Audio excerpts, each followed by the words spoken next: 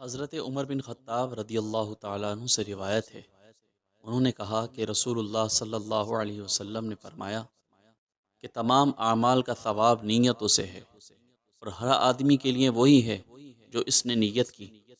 جس شخص کی ہجرت اللہ اور اس کے رسول کی طرف ہو تو اس کی ہجرت اللہ اور اس کے رسول کے لیے ہے، اور جس شخص کی ہجرت دنیا حاصل کرنے کے لیے یا کسی عورت سے نکاح کے واسطے ہو تو اس کی ہجرت اسی کے لیے ہوگی جس کی طرف اس نے ہجرت کی ہے۔